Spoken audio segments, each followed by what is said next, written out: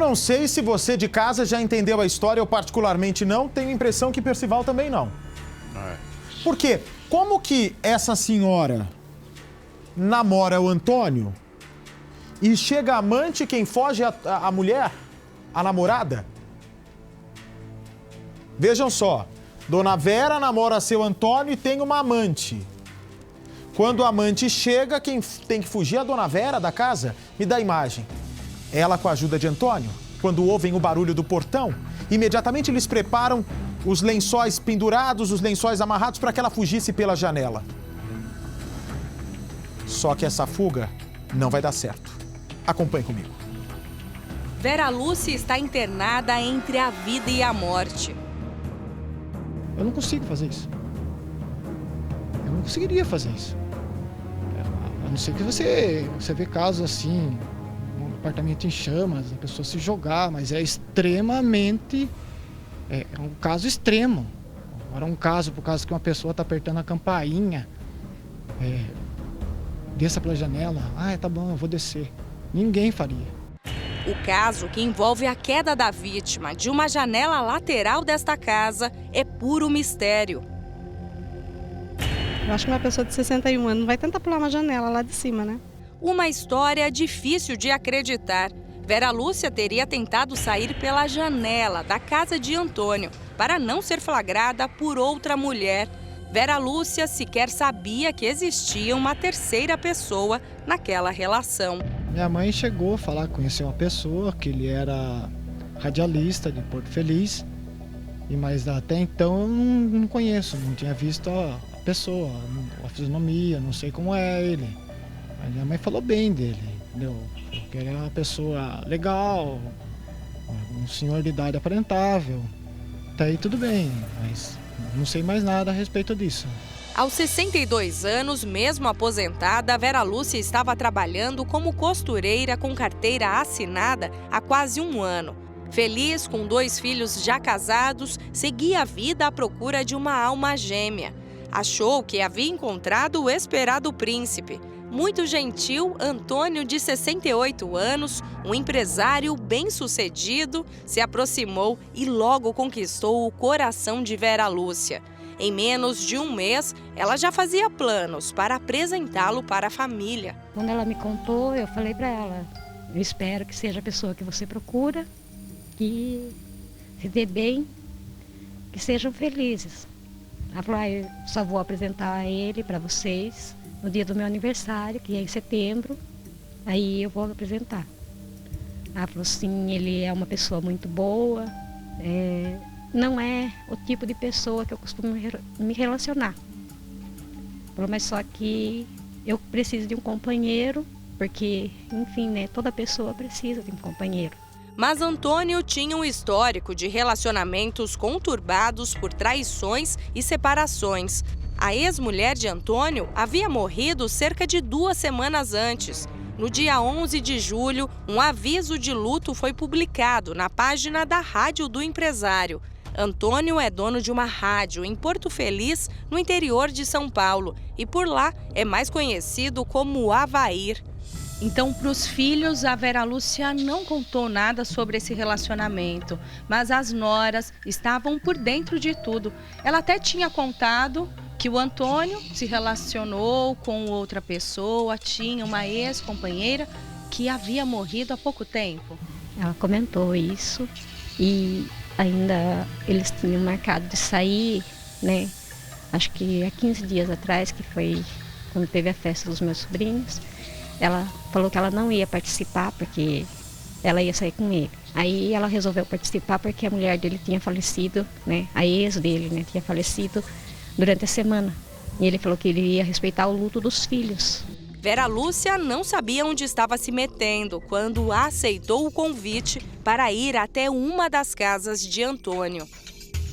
Ele veio pegar ela em volta de umas 11 horas, acho meia-noite, que a mulher do meu irmão disse, porque meu irmão mora na parte de cima. E a minha mãe saiu e falou tchau para ela. Entendeu? Então é isso que a gente sabe. Tá bem. Saiu bem, minha mãe, ela estava bem, sempre esteve bem, louca. A velha era muito batalhadora. Quando a polícia militar chegou aqui na rua para atender a ocorrência, Antônio contou que estava dentro da casa, acompanhado da amiga Vera Lúcia. Só que a namorada dele teria tocado a campainha. Ele então não abriu o portão para que ela entrasse e pensou uma forma para que Vera Lúcia conseguisse sair sem que a namorada de Antônio percebesse. Então os dois teriam tido a ideia de amarrar lençóis e cobertas para que ela fizesse uma corda e saísse pela janela dos fundos da casa.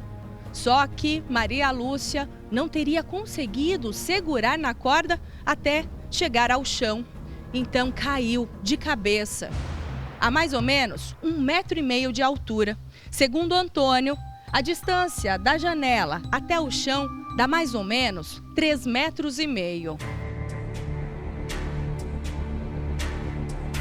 Segundo o relato de Antônio, a ideia era que Vera Lúcia saísse aqui por esta casa, que também é dele e fica na rua de trás. Mas depois que a vítima caiu e ficou muito ferida, ele teria chamado o irmão, que é vizinho, para ajudar a socorrê-la.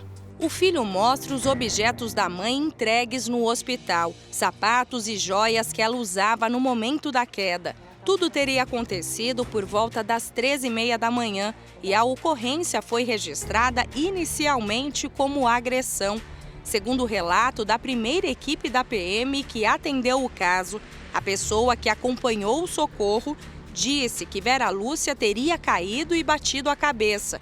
Mas, segundo o texto da Polícia Militar, os ferimentos não condiziam com os relatos de Antônio. O texto ainda indica que a vítima deu entrada na emergência com traumatismo craniano, foi entubada e que o estado de saúde é grave. O caso dela é um caso reversível, irreversível, ela está sendo mantida pelos aparelhos.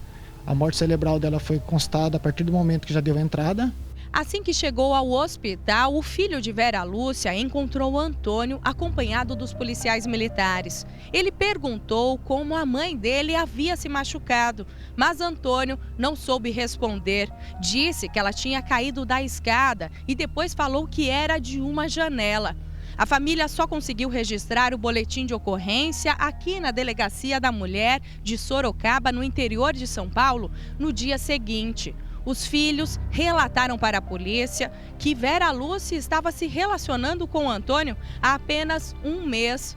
Os dois tinham dado um tempo de 1 semana na relação, depois que a ex-companheira de Antônio morreu. Só que naquela noite, ele havia buscado Vera Lúcia para ir jantar e passarem a noite conversando. A situação de Vera Lúcia é tão grave que já no boletim de ocorrência foi registrada a morte cerebral e que ela só estava viva pela ajuda dos aparelhos.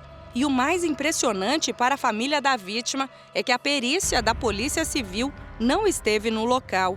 Chegando na Santa Casa tinha um monte de polícia de viatura, umas pessoas, mas eu passei direto porque não imaginava que tinha a ver com minha mãe. Fui até a recepção, daí a menina da recepção falou: Eduardo, você vai ter que falar com o policial. Aí eu fui me dirigir até o policial, esse senhor veio até mim, com a camisa aberta, a camisa suja de sangue, e se apresentou.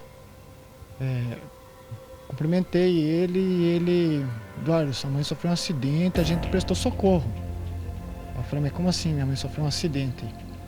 Aí ele embaralhou para falar. A primeira coisa, falou de escada, até aí tudo bem. Para mim não interessava saber o que, eu queria saber como minha mãe estava. Falou de janela, aí o policial me puxou para conversar com ele.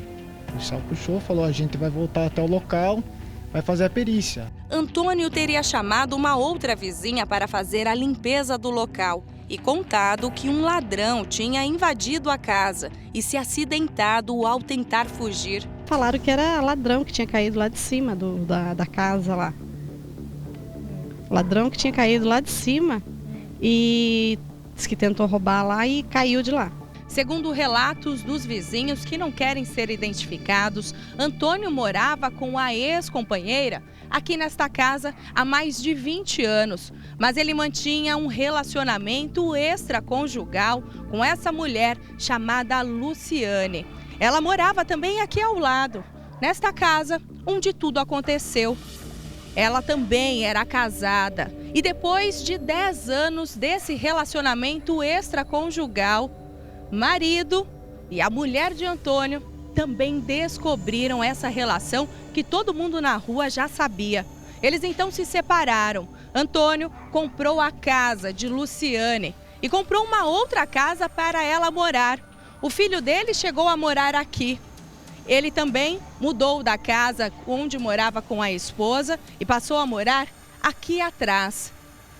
Depois disso, ele manteve ainda o relacionamento com Luciane. E foi essa mulher que esteve aqui no momento em que tudo aconteceu. O último parágrafo do boletim de ocorrência da Polícia Militar chama a atenção que uma terceira pessoa, tida como amante do suspeito, também estaria no local. Mas nem Antônio e nem a outra mulher apontada foram localizados para esclarecer o que havia acontecido com Vera Lúcia. A Polícia Civil aguarda que eles se apresentem para prestar esclarecimentos. Segundo os vizinhos, o Antônio ainda foi visto aqui na casa onde morava com a ex-mulher hoje pela manhã, só que ele teria tirado os 3 carros que estavam na garagem. Aparentemente, ele foi ficar em outra casa.